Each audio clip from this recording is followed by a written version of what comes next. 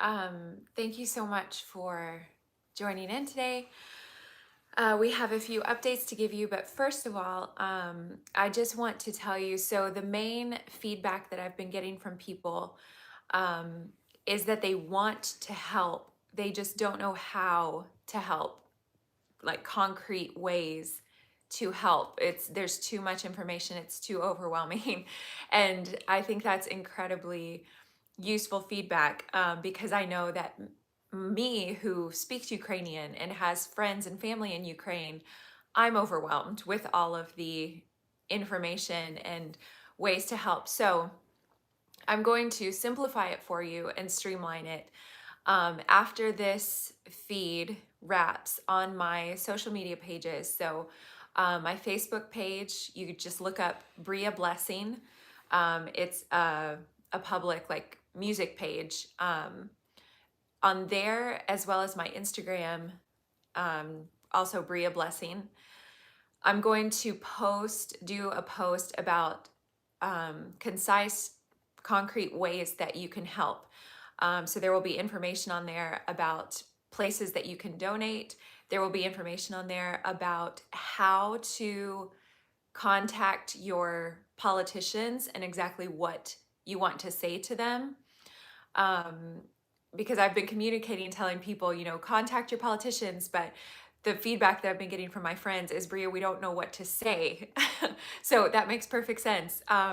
So yeah, I'm going to put on there an example, a sample letter of what you can email to them. And then you can use the sample letter also as an example if you want to call them, of things to say. Yeah, as well as other tips. So after this feed, go to my social media pages, Facebook and Instagram. Look for Bria Blessing, Bria, last name Blessing, just like it sounds. And I'm gonna just keep an eye on that. I'm gonna make a post on those pages with concise, concrete, practical ways that you can help Ukraine right now.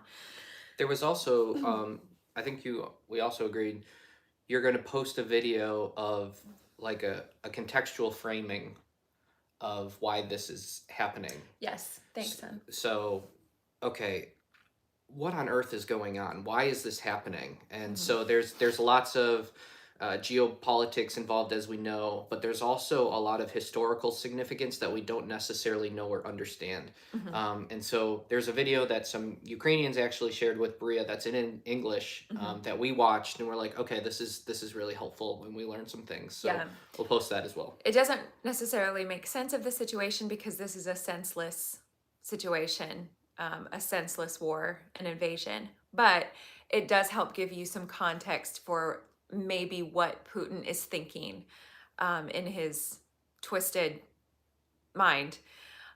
So we'll post that. I'll post that video as well on my social media pages. Okay. To not drag this out too long, an update from the ground on Ukraine. Um, we heard from our pastor friends this morning. So sorry, I've got everything on Jesse's phone so that I don't miss telling you anything. So the one pastor who is in the southeast of Ukraine, who is now living in Russian occupied territory, um, he is, his life is on the line every day. Like literally, the Russian troops are shooting at citizens, including this pastor friend of ours. He told us today a story about going out to deliver bread and food items to civilians, and the car they were in was under fire from the Russian invaders. And miraculously, it turns out the bread that they were transporting ended up being what saved their lives. When they got to the civilians that they were delivering to, they found bullets in the bread. So it was actually the supplies that they had in the car that saved their lives. He has, I believe I told you yesterday that he and his wife and daughter have now um, adopted, if you will, 7 children who have been orphaned.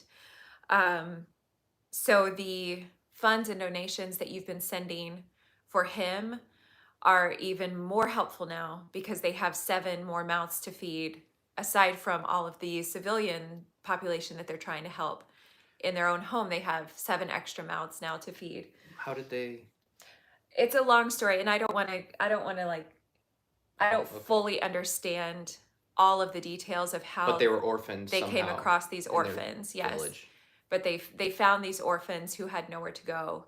And so they just said, we'll take them. And so they're our heroes, and they're amazing. So this is I've blurred out faces just because it's such a dangerous situation.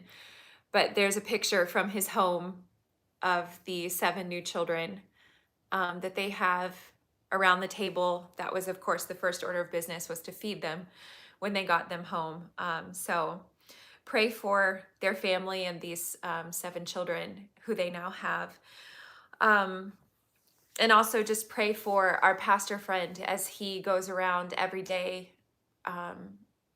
in under fire ministering to people, because our understanding every day we're hearing stories from him of times that he's being shot at as he drives around trying to minister to people. So just pray for his protection, the protection of his family as well. Our other pastor friend who is currently in the west of Ukraine. So I told y'all in one of the updates a few days ago, but ended up having to delete that update because for security purposes, there was some information that I gave in the video that was compromising. So I took that video down, but just to explain to you his situation. These 2 pastors, I've known them for 8 years.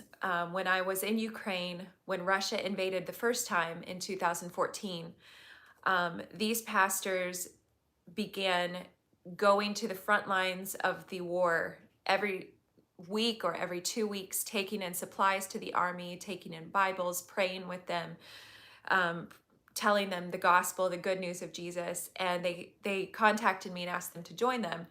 So for 8 years on a regular basis, I was going to visit the troops on the front lines with these 2 pastors. So they've both been living, they're both from the southeastern area of Ukraine. The one pastor I just told you about is still there. The other pastor is currently in the west. When the invasion began, he and his family drove westward.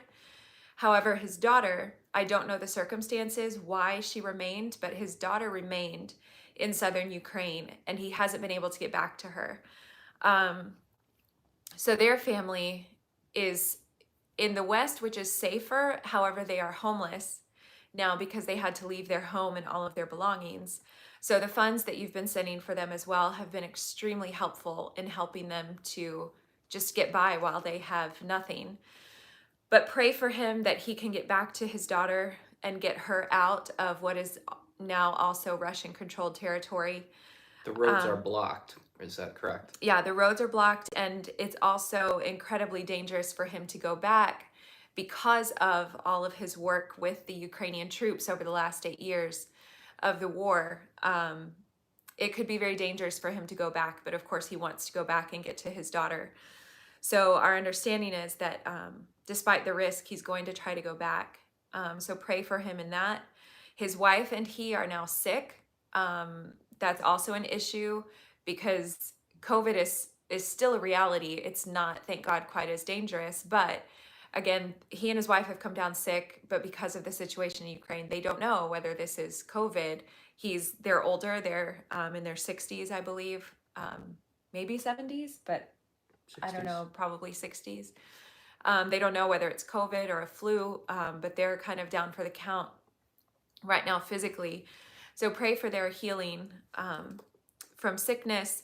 Also, he asked for prayer for a personal friend who has been a chaplain in the Ukrainian army. Again, I've blurred out the picture so you can't see their faces, but this man right here has been a chaplain in the Ukrainian army on the front lines of the war for the last 8 years. This is our friend. This one who has been a chaplain has now been captured by the Russian forces. And that's a very dangerous situation being a POW of Russia. So please pray for his, our pastor friend asked specifically for prayer for his friend's safety, who is now a POW, as well as his swift release and return home. I'm trying to think what else. Where my family is in Lviv is currently still safe. The city has rallied and put up checkpoints and block posts and are building Molotov cocktails in the city, just in case. They don't know what Putin's plans are, whether his plans are to push that far west where they are, but just in case, they're prepared in the city. But yeah, so there's no fighting currently in the city where my family and friends, many of my friends are, but it's still very dangerous. They've seen drones going overhead. They've caught Russian, it sounds so unreal, but they've been catching Russian sleeper cells who were planted in Ukraine starting back in December, and have been waiting for the go sign to be activated, who they've been putting marks on buildings for airstrikes and things like that. So the city is definitely not safe, but there's no active fighting at the moment. My family is also just my heroes in this time. They've opened their home up to refugees. They're constantly having people coming and going. Some people have been there the whole time for 5 days now. Other people arrive and sleep and then leave. But they're also doing amazing work. So just pray for their safety and their energy levels, because it's a lot of energy and emotional stress. So just pray for them as they minister. Another friend of mine is currently, she arrived in Ukraine today. She's with Samaritan's Purse, there to offer relief aid and help to Ukrainians. So pray for Samaritan's Purse and other organizations that are on the ground. Pray for us. My friend today actually contacted me and said, Bria, we could use you as a translator if you'd like to come over. And of course, immediately Jess and I were like, yes, we're on the plane right now, like we're coming. And then I realized I don't have my passport. 2 weeks ago, I sent off my passport to, after 2 years of marriage, finally get my name changed. And so I thought, okay, that's it. We can't go. But my husband, who has the spirit of a Ukrainian in him, was like, that's not the end. It's not over. So he got on the phone with our congressman's office, explained the situation to them, and was like, can you please help us get her passport? And our congressman, Brian Higgins, and his office, we've been in contact with Walt at his office, and they've been amazing. They're just like, yes, we'll do whatever we can to help you. So they're trying to get me a passport as soon as possible. We don't know yet. We're just Yeah. praying. You can join us in So- prayer as we've tried to figure out. Yeah, pray with us that if this is the direction the Lord is leading us in, that he will help us get my passport back ASAP, and we can actually go over and help be useful and help serve. I'll lug water. So Who knows? Yeah, I think that's all for now. I'm not really giving any like news. I think you can see yourself on the news stations what's happening. I will say that I would recommend, from what I've seen, disappointingly, Fox News is not the best source. I was livid the other night when we had the news on, and they had a guest on spewing Russian propaganda, talking about how Ukrainians in the east of Ukraine are actually Russian and they're not Ukrainian. That could not be farther from the truth. Maybe there are people in Ukraine who are not pro-Ukrainian, but there are people in America who aren't pro-America, but they're still Americans. The people, I've been in Ukraine for 30 years. I've been in the east of Ukraine. I've spoken with the people there. I've been among them. They are very much Ukrainian and very proud to be Ukrainian. And that is literally from straight out of the mouth of the Russian propaganda machine, that the people in the east of Ukraine are Russians, and that gives them the excuse to invade Ukraine. So I would not recommend Fox News for your news source. We actually bounce between. We've been watching BBC. I think BBC is a great news resource. You also don't get the American political partisanship on BBC, so you get more just straight news. There's also Radio Free Europe, which is a good source. That's what I use, rferl.org. It's they cover Eastern Europe, the Caucasus.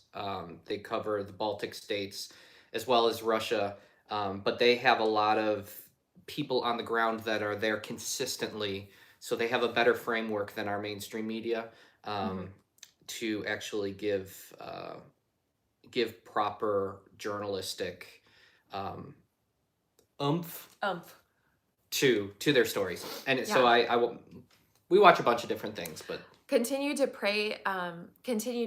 It's, for some reason we think of prayer sometimes as a small thing. I'm guilty of that as well.